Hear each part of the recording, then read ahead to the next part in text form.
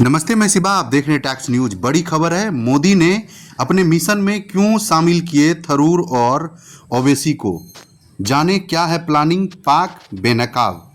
आपको बताते चले, मोदी की छवि एक ऐसे लीडर की है जो अपने फैसलों को चौंकाने के लिए जाने जाते हैं। विपक्ष की सोच भी नहीं पाते और पीएम मोदी वो कर जाते हैं। शशि थरूर और असदुद्दीन ओवैसी को बहुदलीय मंत्रिमंडल में शामिल करने का निर्णय भी कुछ ऐसा ही है। आपको बताते चलें, ऑपरेशन सिंदूर से पाकिस्तान में छिपे बैठे आतंकवादी संगठनों की कमर तोड़ने के बाद भारत ने पाक को नकाब इरादे पर अंतर्राष्ट्रीय स्तर पर भी बेकानाब करने की रणनीति बना ली है।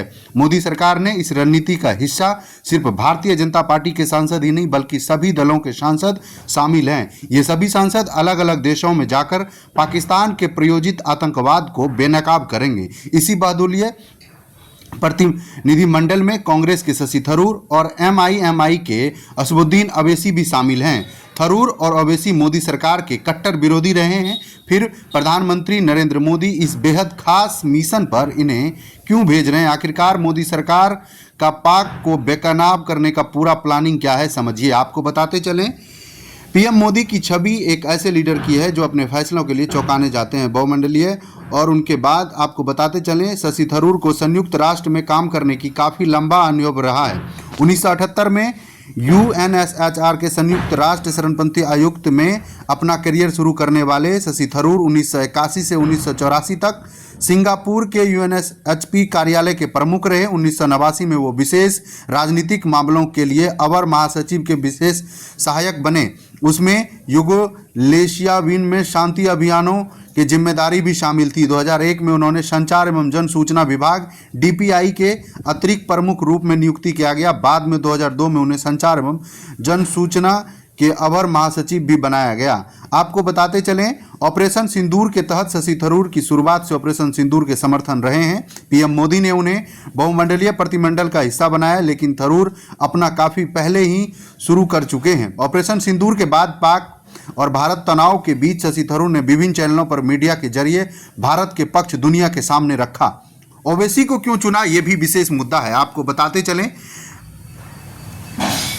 ऑपरेशन सिंदूर में एमआईएम के असदुद्दीन ओवैसी की पूरी छवि बदल गई है। इस दौरान उनकी एक देशभक्ति की जो छवि सामने आई है, इसकी तारीफ भाजपा नेता जमकर कर रहे हैं। शायद यही ऑपरेशन सिंदूर से पहले किसी को उम्मीद थी कि ओवैसी पाकिस्तान की इतनी खड़ी खड़ी सुना सकते हैं। ऐसे में पीएम मोदी ने ओवैसी को बहुदलीय प्रतिमंडल का हिस्सा बनाकर कोई हैरान नहीं किया है। आपको बताते चलें, ऑपरेशन सिंदूर को लेकर मुखर रहे ओवैसी भारत सरकार के ऑपरेशन सिंदूर के शुरुआत से ही समर्थन कर रहे हैं। कई टीवी चैनलों पर उन्होंने मोदी सरकार और इस कदम का समर्थन करते नजर आए। वहीं कई एक मौका पाकिस्तान प्रवक्ताओं से भिड़ते हुए नजर आए। ओवैसी ने कहा, पाकिस्तान को इसके लिए सख्त से सख्त सजा देनी चाहिए। एक न्यूज चैनल में दिए इंटरव्यू के दौरान उन्होंने कहा कि देश उनके लिए सबसे पहले आता है, उनके दिल में जो होता है वही कहते हैं। लोगों को कई बार अच्छी लगती है तो कई बार बुरी, लेकिन मुझे करीब से जानने वाले मेरे हिंदू दोस्त जानते हैं कि मैं कैसा हूं।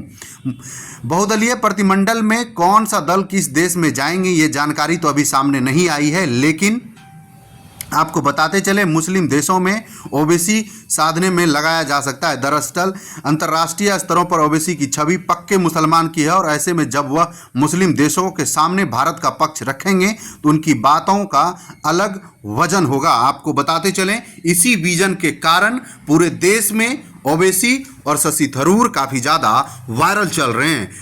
मोदी के मिशन ऐसा है जो पाक को पूरे अंतर्राष्ट्रीय मुद्दाओं पर बेकानाब करने की पूरी प्लानिंग है। आपका क्या राय है?